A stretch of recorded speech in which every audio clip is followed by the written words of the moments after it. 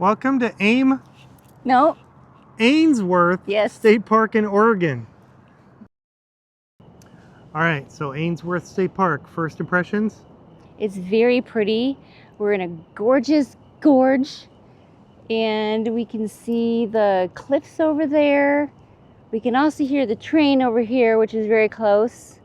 But I love the proximity to Multnomah Falls. Only 15 minutes that way. So far I like it. And the park staff are so awesome. As soon as we arrived, they came in and they checked us in. We were walking around and we had another park worker who was telling us all about the area. Super nice. Everyone has said hi and smiled and is friendly. Friendly place. One of the top reasons to visit Ainsworth State Park is to visit the waterfalls in the area. And here we are at probably the most famous waterfall in the gorge, Multnomah Falls. It is. I think it's the tallest too. Easiest to access also. So Ainsworth State Park doesn't have any waterfalls in it, but we're just 5 minutes down I-84. We took the exit ramp and then took the next exit down. It was probably 5 minutes drive from Ainsworth State Park. There's actually two waterfalls that you can hike to from the park, Ponytail Falls and Horsetail Falls.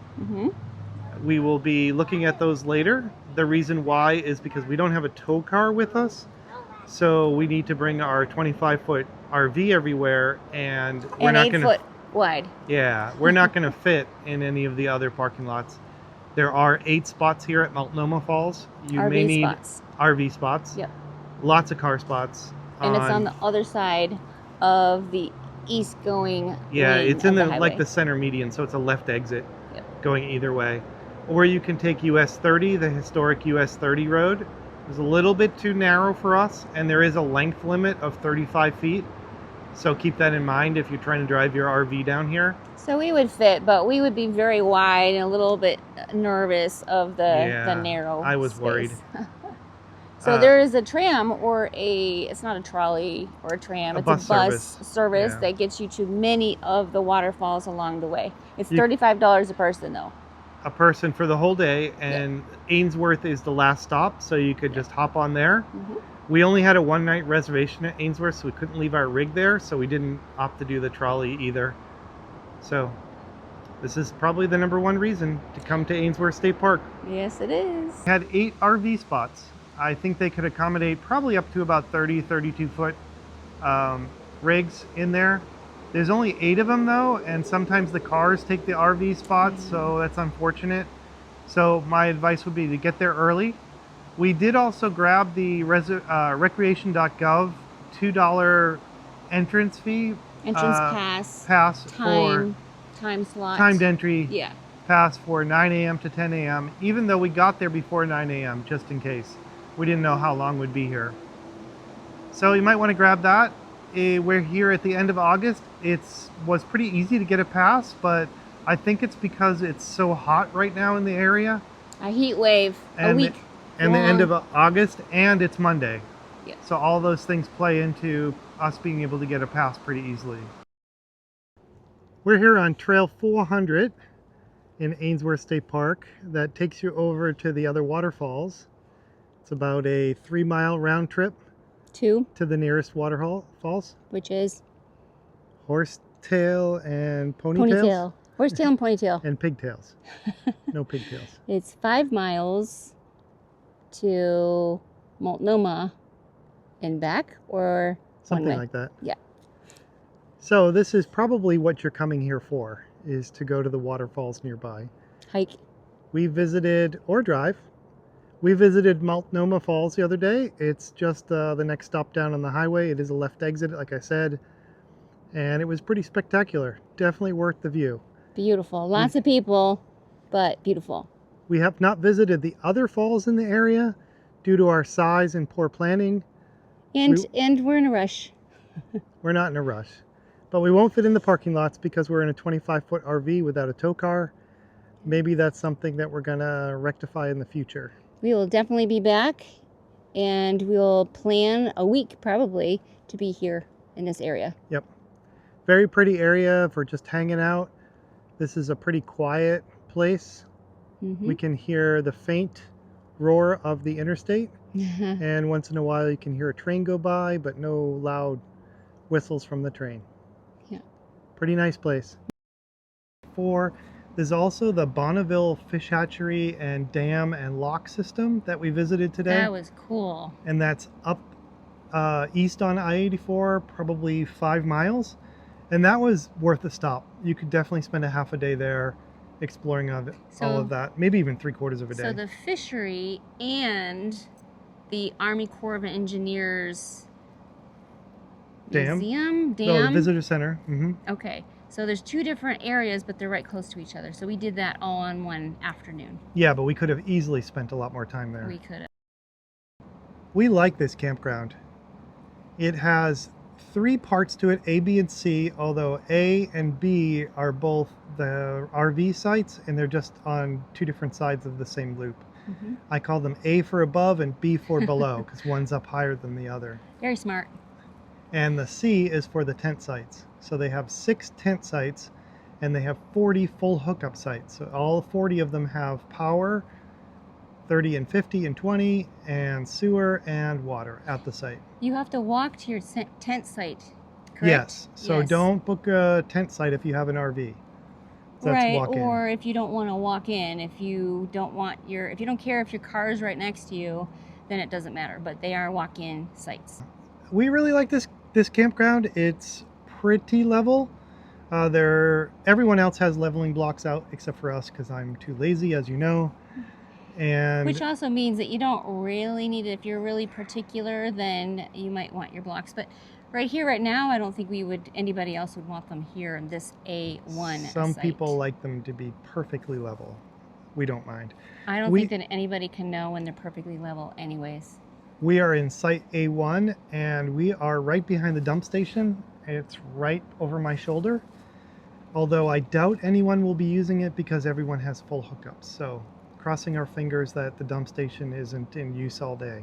And it's also not smelly here or over there. Not Right. at all. It doesn't seem like anyone uses it because everyone has full hookups. But this site, A1, we are surrounded by driveways, road, or pass-throughs.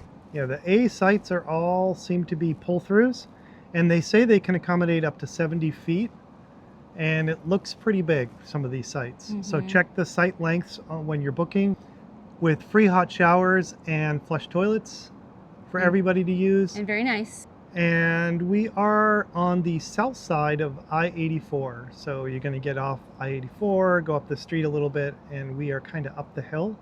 So that puts the highway and the train tracks below us.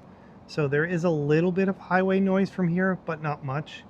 And the train, you can hear it when it comes through, but it doesn't blow its whistle like we said. We haven't heard it. There's a little bit of elevation to get in here also.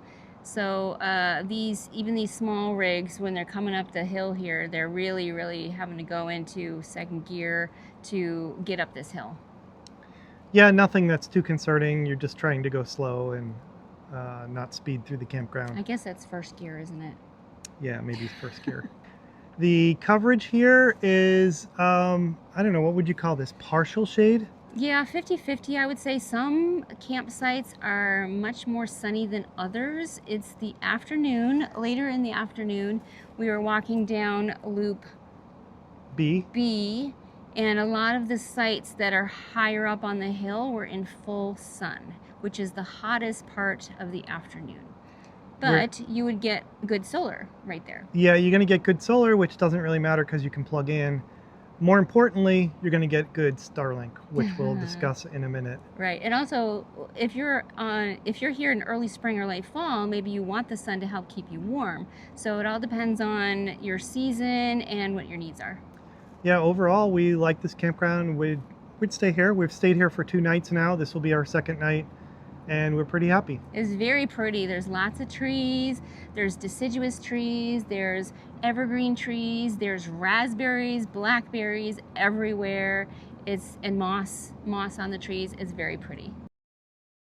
It's a beautiful time to be here in this state park, in this part of Oregon, along the Columbia River Gorge. It is the middle of August, or coming up to the end of August. It's very warm, and we had a big, long, warm spell that we wanted to actually get into town for a little bit because it was in the high 90s, and it's in the high 80s also. But normally this is a really great time to be here. The summer, the end of spring, the beginning of fall. Just take note that this state park is open only from March until October. So you may want to find another place to stay if you're here in the middle of winter. We use a lot of internet when we travel since we're full-time on the road. That consists of cell service and Starlink. The cell service here is a bit, I would say, poor to maybe good sometimes. That's on the T-Mobile network that we have. Starlink, it's going to depend on your site. The site we were in last night at B16, I want to say Starlink was hitting about 50% of the time. And on this site, it's a little bit more open, so I think we're up to about 80%. And then there is no Wi-Fi at this park. Sometimes they advertise that there's a Wi-Fi set up for doing your registration at the check-in, but you can't use it throughout the park, and I can't even reach it with my phone. For one night with full hookups at Ainsworth State Park, it was $52 for us. That's $42 for the non-resident fee for a full hookup site and $10 for the online reservation fee. I consider that about average now across the country. Some states are cheaper, some are more expensive, but that's a pretty good price for a full hookup site in a popular state park. Both nights that we've been here, they've been booked solid. So, well worth the price, I think. Do we like this park? Yes. She likes it. She likes everything. Do you like it? I like this park too. Awesome. We both like it. Hooray. 2 thumbs up for us on Ainsworth State Park. What I like about it is for $52, you get full hookups. That's pretty good. I like that it's close to Multnomah Falls and the other waterfalls in the area. And I love waterfalls. That's We're a big plus. often seeking out waterfalls. So this is a pretty amazing, awesome area. So I'm going to love this state park because it's right nearby. Unexpected plus was the fish hatchery and the dam and seeing the locks and things. That was so cool. That was pretty cool. Loved it. I would come back and spend more time there. You should see the salmon. Ooh, trying to get up. I like the connectivity here. Starlink worked well enough for us, and cell service was good enough, I want to say. You can see the opening between the trees where we are. But mostly I just like the full hookups for $52. Very nice. That's pretty cool. Yeah. So 2 thumbs up for us. And it's beautiful here. Okay, beautiful, I'm going to put her on the spot now. Uh-oh. If the park staff came and asked you, what's one thing that we could fix here that would make it so much better, what would you say? I really don't know. Do you have an idea? Nope. What would we fix? Maybe level the sites? Well, okay, so That would be a lot big of these driveways and are, what are they, asphalt? Yeah. Asphalt. So, and there's a lot of trees, which is gorgeous. I love that. And they're big, big trees. So their roots are underneath the roads, and it's making a lot of bumps in the road. So what are you going to do about that? You're not going to chop down the root or anything. We like the trees. So I don't know really what they could do about that. The highway noise here, I don't think they need to do anything about it. Even the train noise is intermittent enough. And right, it's not that loud. And we're up above it, so... It's kind of cool. And maybe put in a playground? I don't know. Well, this is pretty good. Like you said, most people are coming here for the hiking and to go see these amazing waterfalls. So would they really spend a lot of time at the playground? Maybe not, but they don't have anything else in the park for that. There's no big open area to set up volleyball or anything like that. I wouldn't want them to cut down any of these nice trees to do that. Right. Don't need that here. That can be saved for a different park. Right. Well done, Oregon. We like this park. And the park staff, they are right here. They're right here. They're here answering questions. They're very, very knowledgeable. They're very knowledgeable, which I really like. It's super great. Yeah, they don't have a check-in station here. Both times we pulled in, park staff came and checked us in at our site within minutes of us pulling in. And gave us our ticket for the window. Yep. Well done, Oregon. Yes. We love Oregon State Parks. Thanks.